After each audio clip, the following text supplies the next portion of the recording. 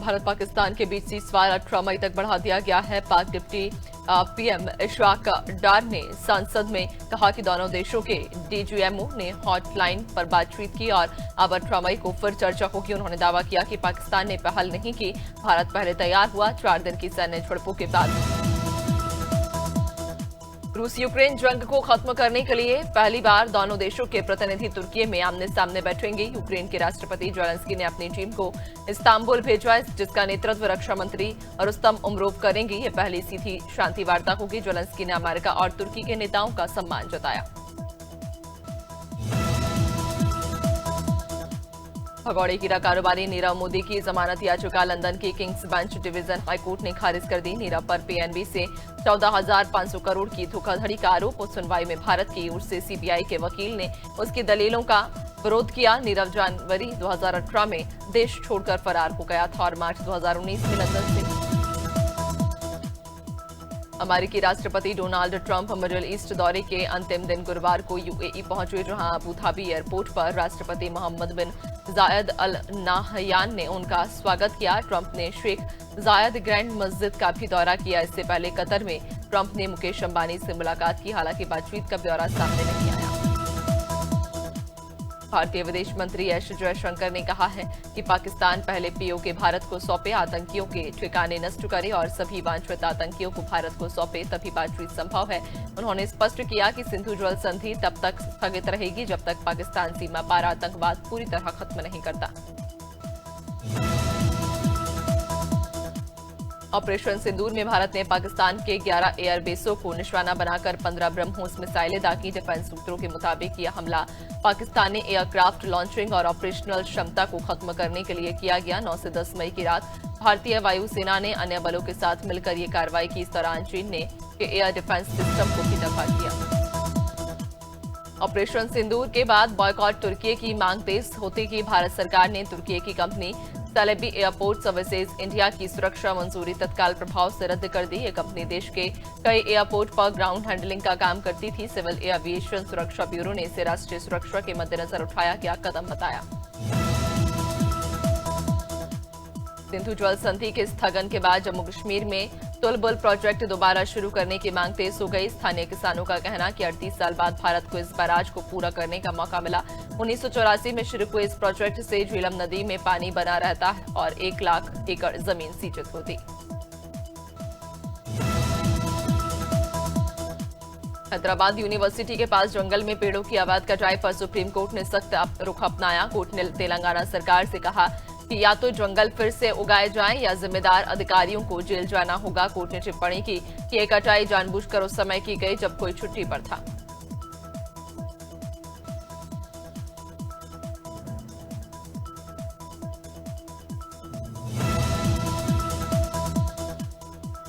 Supreme court ने केंद्र सरकार को निर्देश दिया कि बच्चों के विरुद्ध यौन अपराधों की तेजी से सुनवाई के लिए देश भर में जल्द नए स्पेशल पॉस्को कोर्ट बनाए जाएं। कोर्ट ने कहा कि जिन जिलों में 300 से ज्यादा केस लंबित उन्हें प्राथमिकता दी जाए। तमिलनाडु, यूपी, बिहार, महाराष्ट्र और पश्चिम बंगाल जैसे राज्यों में कोर्ट की संख्या अपर्याप्त है।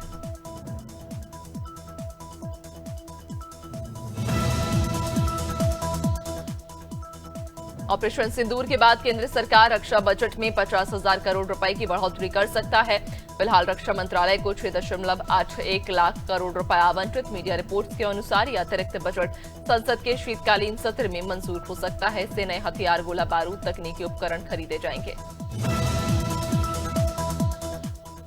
सुप्रीम कोर्ट के प्रेसिडेंट और गवर्नर के लिए डेडलाइन तय करने के फैसले पर कानूनी बहस तेज हो गई है। पूर्व कानून मंत्री अश्विनी कुमार ने जताया कि इससे सरकार और अदालतों में टकराव हो सकता है। संवैधानिक मामलों के विशेषज्ञ वकील सुमित गहलोत ने कहा कि राष्ट्रपति मंत्रिपरिषद की सलाह पर ही चलेंगे। सुप्रीम कोर्ट ने वक्फ कानून को चुनौती देने वाली याचिकाओं पर 20 मई तक सुनवाई तय की है। कोर्ट ने कहा कि अंतरिम राहत के मुद्दे पर विचार किया जाएगा। केंद्र सरकार और याचिकाकर्ताओं को 19 मई तक हलफनामा दाखिल करने को कहा गया। पिछली सुनवाई 5 मई को टल गई थी। केंद्र ने कोर्ट को बताया कि तब तक वक्फ से जुड़ी यथास्थिति बनी रहेगी।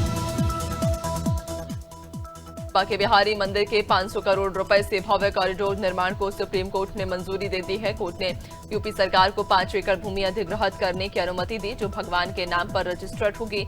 यह पैसा मंदिर के खजाने से खर्च होगा। साथ ही कोर्ट ने इलाहाबाद हाईकोर्ट के उस आदेश में संशोधन किया जिसमें सरकारी धन से भूमि खरीदने पर रोक लगाई थी।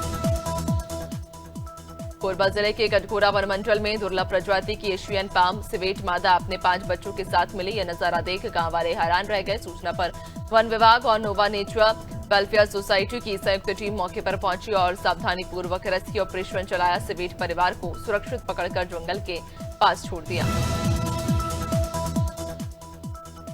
उत्तर प्रदेश के कौशाम्बी जिले में भरवारी के वार्ड नंबर 16 में उस समय हड़कंप मच गया जब देर रात एक ट्रांसफार्मर में अचानक आग लग गई। आग के चलते करीब 200 घरों की बिजली गुल हो गई और लोगों को गर्मी व पानी की किल्लत झेलनी पड़ी। फिलहाल मरम्मत का काम जारी है और आपूर्ति बहाल करने की कोशिश हो रही है। मुरादाबाद के थाना सिविल लाइंस क्षेत्र में 8 मई को वृद्धा की हत्या के मामले में पुलिस ने उसके ही नौकर को गिरफ्तार किया। आरोपी सचिन सक्सेना ने सोने के गहनों की लालच में महिला की बेरहमी से हॉकी से पीट कर हत्या कर दी। पुलिस ने आरोपी के पास से जेवरात, नकदी और हत्या में इस्तेमाल की गई हॉकी भी बरामद की है।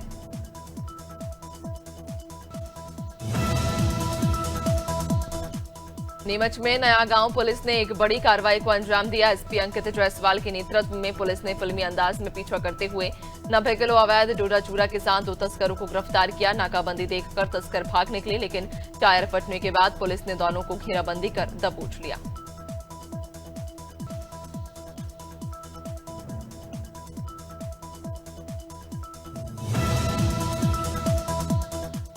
प्रयागराज से दिल दहला देने वाली वारदात सामने आई। मांझा थाना क्षेत्र में एक महिला ने अपने बेटों के साथ मिलकर पति की बेरहमी से हत्या कर दी। आरोप है कि मृतक को नीम के पेड़ से बांधकर लाठी डंडों से पीटा गया। इस खौफनाक घटना का सीसीटीवी वीडियो भी सामने आया है। वारदात के बाद आरोपी शव ठिकाने लगाकर फरार हो गए।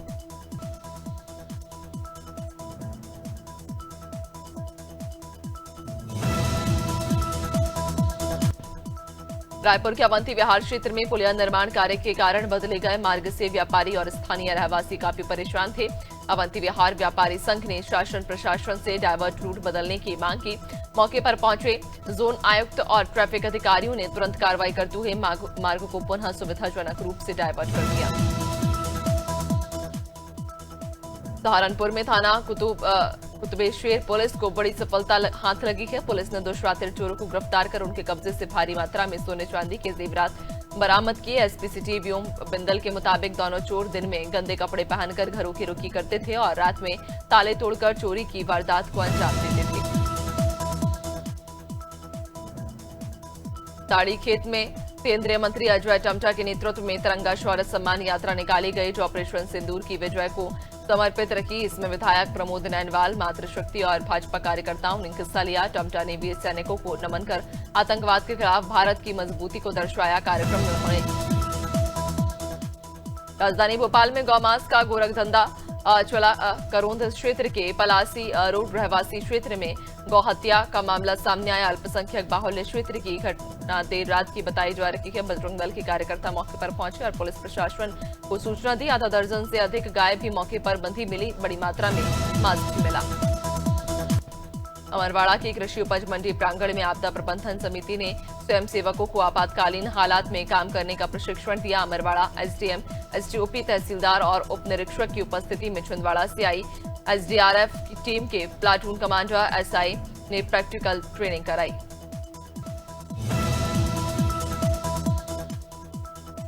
बड़ा मल्हारा वन अमले ने रात्रि गश्त के दौरान गुवारा सर्किल की भगवा बीट के ग्राम रामपुरा से अवैध सेमल लकड़ी लदे ट्रक को पकड़ लिया। ये ट्रक हमीरपुर उत्तर प्रदेश का बताया जा रहा। वन विभाग की कार्रवाई मुख्य वन संरक्षक छतरपुर डीएफओ और उप वन मंडलाधिकारी बक्सवाहा के निर्देशन में की गई।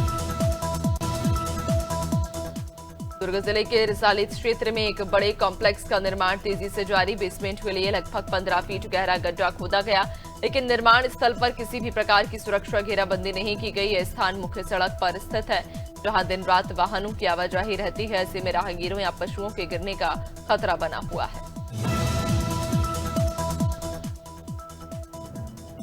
दुर्ग में 2 परिवारों के बीच जमकर मारपीट हुई, जिसमें 3 लोग गंभीर रूप से घायल हो गए। मामला सुपेला थाना क्षेत्र का। बता दें कि दोनों परिवारों में पहले अच्छे खासे मेलजोल था। बाद में युवक युवती की बातचीत को लेकर विवाद बढ़ गया। आरोप है कि लड़के पक्ष की ओर से लड़की पक्ष के परिवार को धमकाना शुरू किया गया था। धमतरी में नक्सलियों के मंसूबों पर सुरक्षा बलों ने एक बार फिर पानी फेर दिया। बता दें कि चमेदा के जंगलों में नक्सलियों की मौजूदगी की सूचना मिलने पर डीआरजी की टीम सर्च ऑपरेशन पर निकली थी। टीम को जंगल में 2 ड्रम मिले। इन ड्रम में नक्सलियों ने 10 प्रेशर कुकर छिपा कर रखे थे। नक्सली इन कुकर का इस्तेमाल बम बनाने में करने वाले थे। भोपाल के गोविंदपुरा में युवती के घर उसके भाई जैसे माने जाने वाले शिवम कलम से मोहल्ले के युवकों ने बहस की। शिवराज और उसके 2 साथियों ने शिवम को पीटा, जिसके बाद शव ने पास रखी छुरी से शिवम के पेट में वार किया। शिवम की मौके पर मौत हो गई। पुलिस ने मर्डर केस दर्ज कर एक आरोपी को हिरासत में लिया है और जांच जारी है।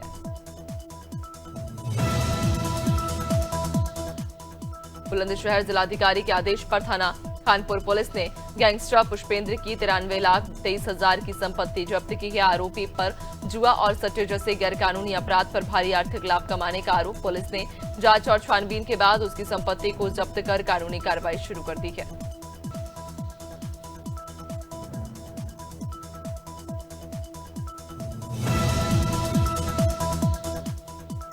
आरबीआई जून से रेपो रेट में 0.50% कटौती करेगा, जिसमें होम और ऑटो लोन सस्ते होंगे और रोजगार में बढ़ोतरी होगी। मौद्रिक नीति समिति की अगली बैठक 4 से 6 जून के बीच होगी, जिसमें ये फैसला लिया जाएगा। पहले की 0.25% कटौती पर सहमति बन चुकी है और अगस्त या सितंबर में भी इसी तरह। शेयर बाजार में 16 मई को सेंसेक्स 200 अंक गिरकर 82,300 स्तर पर खुला, जबकि निफ्टी भी 50 अंक से ज्यादा फिसला 25,000 के स्तर पर खुला। सेंसेक्स के 30 में से 18 शेयरों में गिरावट और 12 में तेजी, खासतौर पर बैंकिंग, ऑटो और आईटी सेक्टर के शेयरों में गिरावट।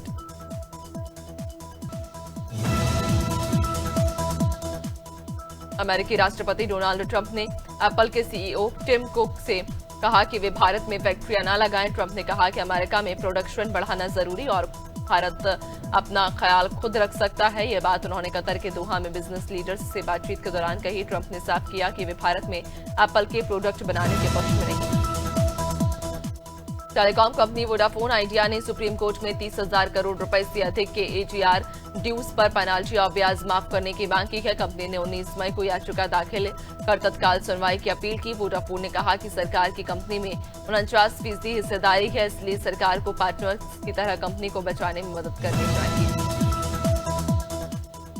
सोना 1,494 रुपए सस्ता होकर 10 ग्राम 24 कैरेट के हिसाब से 92,365 प्रति 10 ग्राम पर आ गया। शुरुआती कारोबार में सोने की कीमतों में 2,375 रुपए की गिरावट देखी गई थी, लेकिन बाद में थोड़ी रिकवरी हुई। चांदी के दाम भी 1828 रुपए घटकर 94,572 प्रति किलो पर पहुंच गए।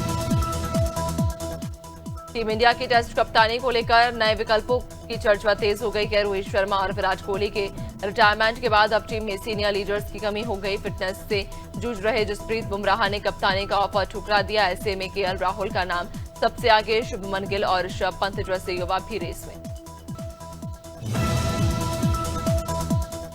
भारत के Olympic gold medalist Neeraj Chopra Doha में डायमंड लीग में उतरेंगे। इस इवेंट में उनके साथ 3 अन्य भारतीय एथलीट भी हिस्सा लेंगे, जो कि डायमंड लीग में भारत की अब तक की सबसे बड़ी भागीदारी है। प्रतियोगिता रात 10 बजे से शुरू होगी। नीरज के प्रदर्शन पर सबकी नजरें होंगी। 18 साल के यामल के दम पर बार्सिलोना ने स्पेशल क्लब एस्पानियोल को 2-0 से हराकर अपना 28वां ला लीगा खिताब जीत लिया। इस सीजन बार्सिलोना ने 2 मैच शेष रहते ही 85 पॉइंट्स के साथ चैंपियनशिप अपने नाम कर ली। यामल का ये प्रदर्शन क्लब के इतिहास में यादगार रहेगा।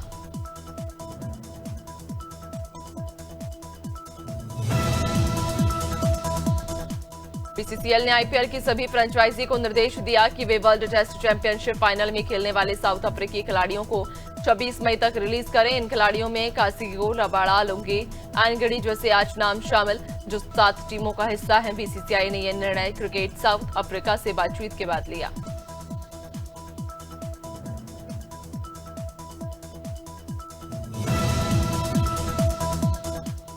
आईपीएल 2025 में 17 मई से दोबारा शुरू होने जा रहे टूर्नामेंट से पहले बीसीसीआई ने एक नया नियम लागू किया है। अब अगर कोई खिलाड़ी सीजन के बीच में रिप्लेसमेंट के तौर पर टीम में शामिल होता है तो उसे अगली बार रिटेन नहीं किया जा सकेगा। इस बदलाव के चलते प्लेऑफ में अनुपलब्ध खिलाड़ियों की भरपाई करना मुश्किल हो सकता है। एक्टर नील नितिन मुकेश ने कहा कि उन्हें फिल्म इंडस्ट्री से कभी कोई फायदा नहीं मिला। उन्होंने स्वीकार किया कि परिवार की वजह से उन्हें प्यार और इज्जत जरूर मिली, लेकिन अपने करियर के लिए उन्हें पूरा संघर्ष करना पड़ा। नील जल्द ही वेब सीरीज है जुनून में जैकलीन फर्नांडीज के साथ नजर आएंगे।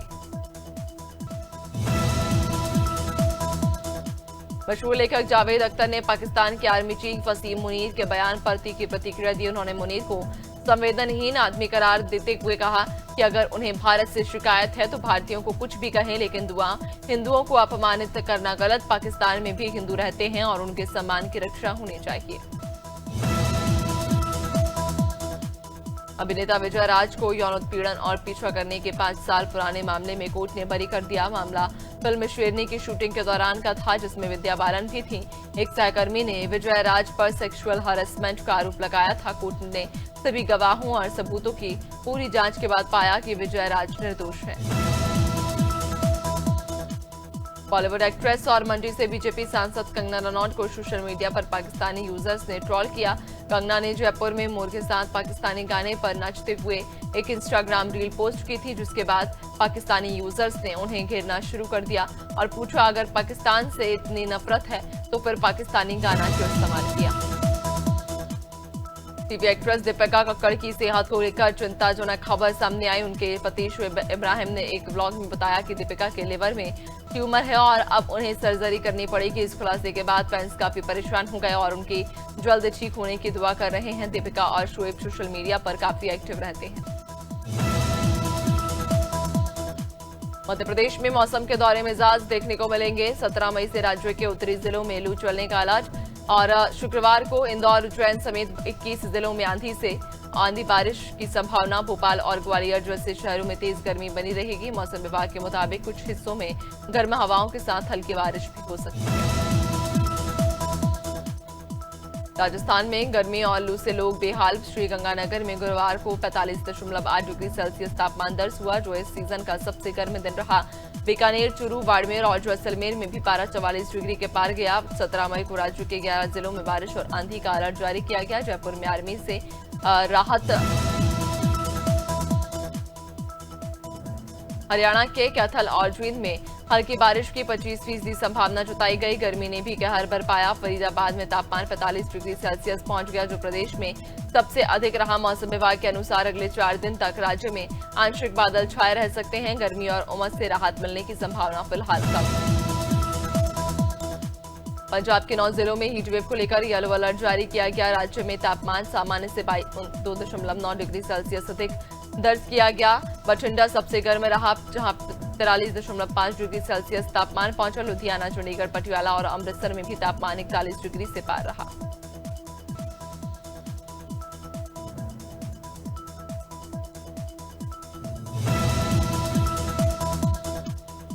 बिहार के 24 जिलों में हीटवेव को लेकर येलो अलर्ट जारी किया गया, जिसमें पटना और नालंदा भी शामिल। इन जिलों का तापमान 3 से 4 डिग्री बढ़कर 42 से 44 डिग्री पर पहुंच सकता है। रोहतास 43.6 डिग्री के साथ सबसे गर्म रहा। दूसरी ओर उत्तर पूर्वी और सीमावर्ती इलाकों के 14 जिलों में बारिश की संभावना जताई गई। मौसम 17 मई से बदल सकता है।